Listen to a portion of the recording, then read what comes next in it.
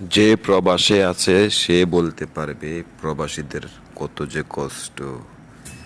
প্রিয়জনদের রেখে চলে আসতে হয় দূর প্রবাসে, কিন্তু দেখা যায় মানে এমন এমন মানুষকে হারিয়ে ফেলে যাদের সাথে আর কখনো দেখা হবে না, যাদের কারণে আসলে পৃথিবীর এত সুন্দর কিছু আমরা দেখলাম, এত সুন্দর কিছু আমরা উপভোগ করলাম। এমন এমন কিছু মানুষকে হারিয়ে ফেলি যেটা আসলে কল্পনাবিহীন। যখনই মানে একটু চিন্তা করি হারে ওই মানুষটার সাথে তো আর দেখা হবে না, তখন নিজেকে এত অসহায় মনে হয়, এত যে মানে কি বলতাম আর মানে বলার বাহিরে। ঠিক আছে, কিন্তু আমরা প্রবাসীরা যে কত যে মানে মনে একটা দুঃখ নিয়ে কষ্ট নিয়ে থাকি। আসলে যখন দেশে ছিলাম তখন মনে করতাম হায়রে প্রবাসে গেলে মনে হয় সুখ আর সুখ, সুখ আর সুখ। এখানে টাকা আছে, পয়সা আছে, সুখও আছে, নাই যে কোনো মানে কোনো কিছু কমতি নেই, আসলে সব কিছু আছে। কিন্তু একটাই জিনিসের অভাব, শুধু প্রিয়জনদের, প্রিয় মাতৃভূমির, প্রিয় ভাই বোন, প্রিয় ছেলে সন্তান, প্রিয় সহধর্মিণী, মানে সকল কিছু প্রিয়, মানে মা বাবা হইতে এমন কোনো মানুষ নাই যে সকল কিছু শর্ট আছে, কিন্তু আপনার খাওয়া দাওয়া ঘুম কোনো কিছুর অভাব নাই। কিন্তু শুধু একটা জিনিসের অভাব, সেটা হলো প্রিয়জন, রক্তের সম্পর্ক। এখানে শুধু ওইটারই অভাব।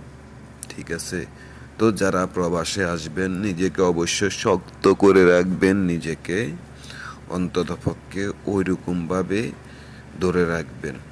আর যাদের কাছে সচলভাবে চলার মতো টাকা পয়সা আছে তারা আসলে প্রবাস আসার কোনো দরকারে আমি মনে করি না।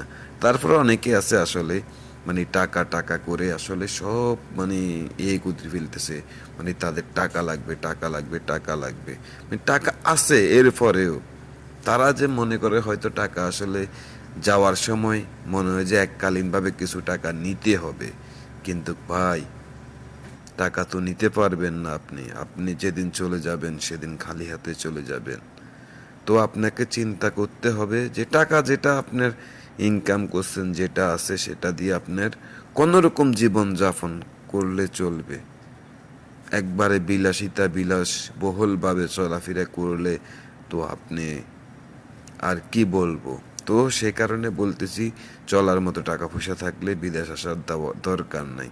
আর যাদের চলার মতো টাকা পয়সা নাই তারা অবশ্যই বিদেশ আসার দরকার, তবে আসলে তারা অবশ্য নিজের মনটাকে শক্ত করে এরপরে আসবেন।